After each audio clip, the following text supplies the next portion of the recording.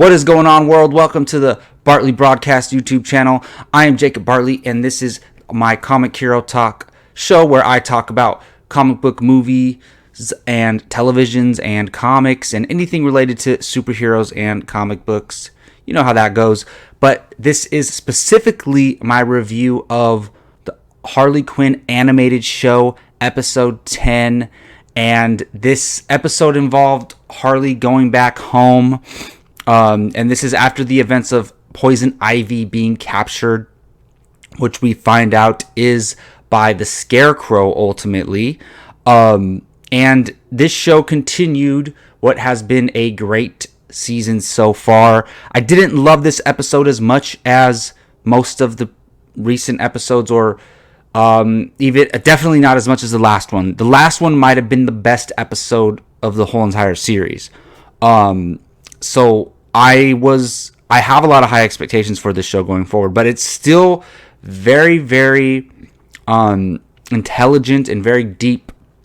And we saw her go home to see her parents, and I've read some of the comics, and so I was kind of excited to see her go back home and go see her parents and things like that, which was really cool. We got to see a flashback of her doing gymnastics with her father as her coach. And we see that her father's tied into the mob. And one of my favorite things from the Harley Quinn comics is seeing her go up against the mob. So just having that little element there was pretty crazy. I did have some issues. And one of the great things about the show is it's very unpredictable, very not afraid to take risks and go all out.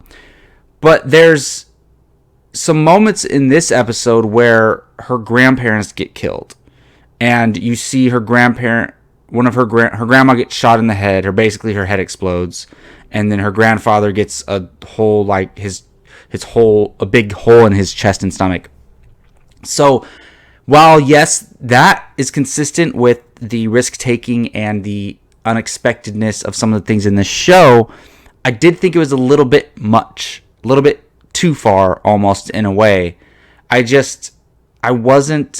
don't know. It was so shocking that it just felt out of the reality of this show, which is crazy because the show is ridiculous in reality, but it just, with the tone and the set of rules and the way they establish things, I just felt like the grandparents getting their head blown off and their stomach blown out was a little bit too much.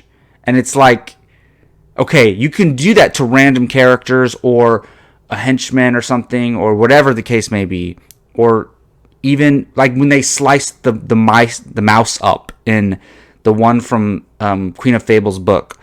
That was really shocking and really unexpected, and I liked that mouse, but it was okay because it was a character that they just had met. He just joined the team or whatever the case was, and he bit the dust in a shocking, vulgar way. Or not vulgar, but a shocking and violent way. So they do this with her grandparents, and it's like, those are her grandparents. Like, of course she's upset. She's like, who killed my grandmother?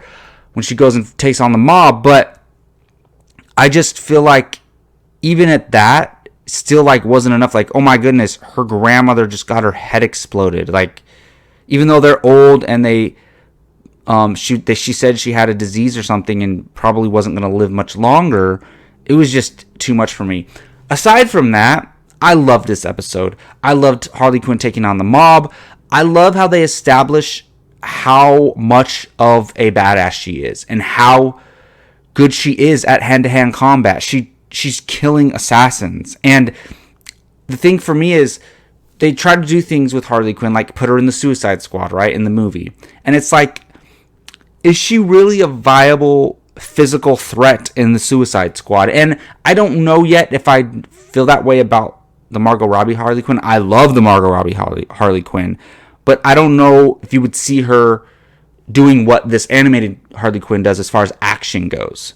And so they established that this animated Harley Quinn is just a physical specimen, and due to her acrobatic skills and just straight up fighting, she's able to defeat 5 mobsters by herself, defeat a trained professional assassin.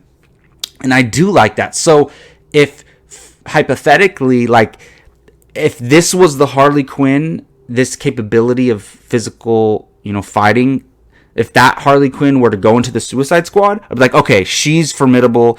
She can do some damage. She belongs there. So I really like that they established that. I like how we didn't get the Poison Ivy resolution yet.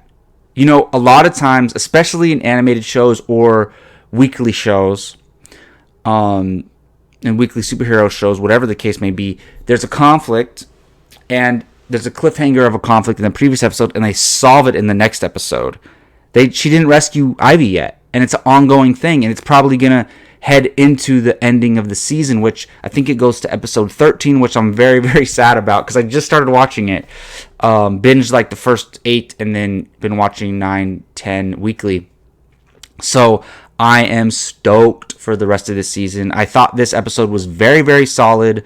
Enjoyed it. Not as much, not my favorite, not as much as the last one, not my favorite, but they did do some really, really cool things with her, and I'm super excited going forward, obviously.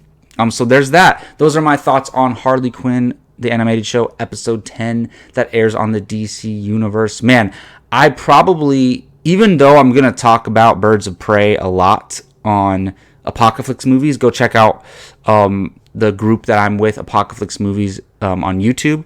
We're going to talk a lot about Birds of Prey on there. I feel like since I kind of been like carrying the torch for myself with this Harley Quinn show, I think I just got to cover Birds of Prey on this YouTube channel as well.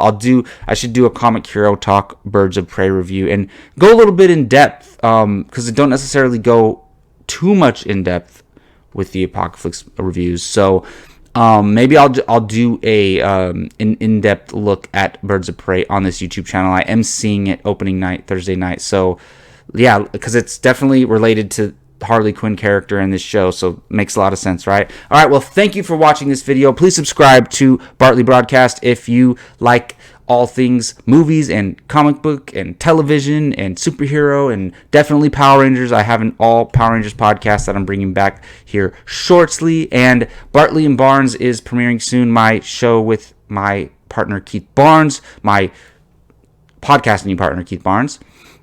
Yes, check all those things out. Thank you very much again. Jacob Bartley here. I'm out.